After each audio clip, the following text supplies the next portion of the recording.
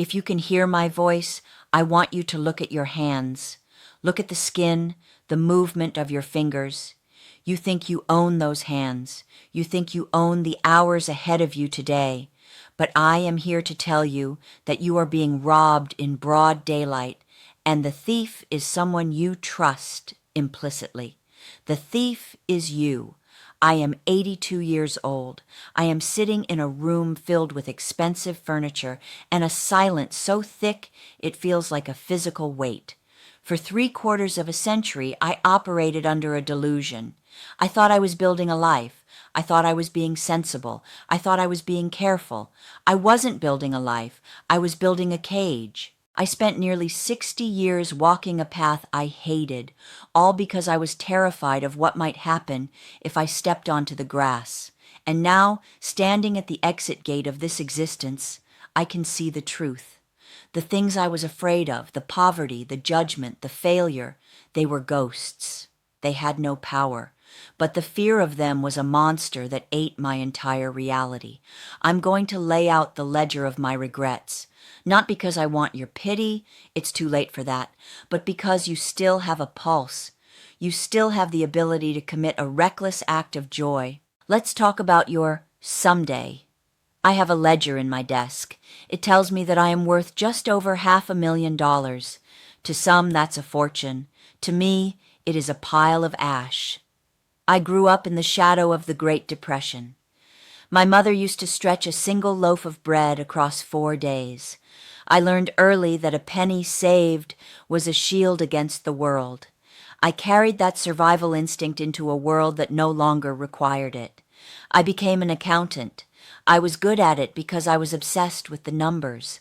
I watched my bank balance grow like a mountain, and I told myself that once the mountain was high enough, I'd finally sit down and enjoy the view. But the mountain never felt high enough. My wife, Sarah, God rest her beautiful, patient soul, used to bring me brochures for the Mediterranean. She wanted to see the blue waters of Greece. She wanted to feel the heat of the Italian sun. And every year, I gave her the same lecture. We need to be prudent. The economy is shaky. We need a cushion for the what-ifs. I saved for a rainy day and ignored the 70 years of sunshine happening right outside my window. I wore the same threadbare coats for a decade. I skipped dinners with friends. I turned down adventures because they cost too much. Now Sarah is gone. She passed away 6 years ago, and I am sitting here with $500,000 and a body that can no longer walk to the end of the driveway without gasping for air. What was I saving for? An emergency? I am in the emergency. The emergency is that I have reached the end of my life and I have no memories to keep me warm. I have a digital balance on a screen, and I would trade every cent of it for one afternoon in a cafe in Athens with my wife. Stop hoarding your life for a future that isn't promised. The stability you're chasing is a tomb. Buy the ticket, eat the meal, wear the expensive shoes. Don't die with a full bank account and an empty heart. I also poison my time through the disguise of guidance. I have a son, David. Since the day he was born, I loved him with a ferocity that bordered on violence. But I didn't know how to love him without trying to protect him from his own nature. David was a dreamer. He saw colors where I saw numbers. When he was 12, he told me he wanted to be an architect, not for the office buildings, but for the beauty of structures. Later, he wanted to paint. He had a gift for it. I crushed it. I did it with a smile and logic. I told him art was a hobby, not a life. I told him the world would chew him up and spit him out if he didn't have a real profession.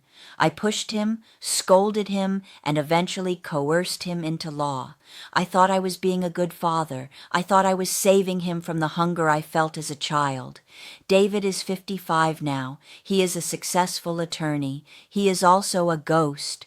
When I look into his eyes, I don't see the boy who drew dragons on the backs of his homework. I see a man who has spent 30 years in a gray office doing work that tastes like dust. We didn't speak for 5 years because he tried to quit, and I told him he was a fool. We've reconciled now, but it's polite and hollow. I stole his passion because I was afraid of his struggle. If you are holding someone's strings right now, let them go. Their failure is their right. Their struggle is their fire. Do not trade their spark for a safety that will only make them bitter. I forced my son to be me, and in doing so, I lost him twice. Then there is the silence. There was a man named Arthur. We were best friends for nearly half a century. We went through the wars of middle age together, job losses, health scares, the raising of children. 15 years ago, we had a disagreement, something trivial, a political argument over a glass of whiskey. Words were said. I felt insulted. I expected an apology. He expected one from me. My pride became a wall. If he values the friendship, he'll call, I told myself. He didn't call, and neither did I. A decade passed. I thought of him every week. I'd hear a joke or see something in the news and think I should tell Arthur. Then pride would flare again. I found out through someone else that Arthur died in his sleep 3 years ago. I spent 45 years building a brotherhood and 15 years destroying it over a point of view I can't even fully remember. The rightness I defended feels like lead in my stomach now. Who are you punishing with your silence? Who are you waiting for? Pick up the phone, send the letter, say I'm sorry, even if you weren't the one who started it. Because the day is coming when that person will be gone, and your victory will be the loneliest thing you own. The greatest tragedy of my 82 years is that I made almost every major decision out of fear. I stayed in a career that bored me because I was afraid to start over. I stayed in a town I didn't like because I was afraid of the unknown. I kept my opinions to myself because I was afraid of judgment. I lived a small life because I was afraid of the noise of a big one. We call this realism or maturity. It isn't. It's terror. We think avoiding risk avoids pain. It doesn't. The pain of a safe life is worse. It's the realization that you reach the end of the book without ever entering the story.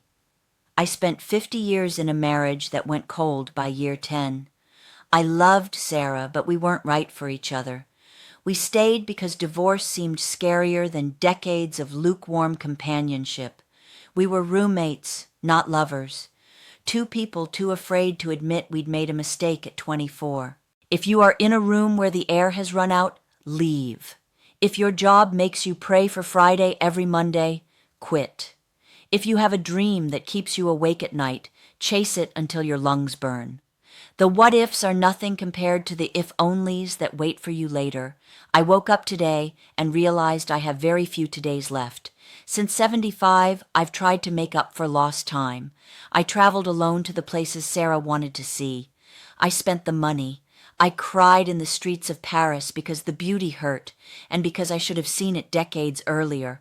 I've tried to tell David I'm sorry. I've tried to live with an open hand instead of a clenched fist, but I can't get the middle of the movie back.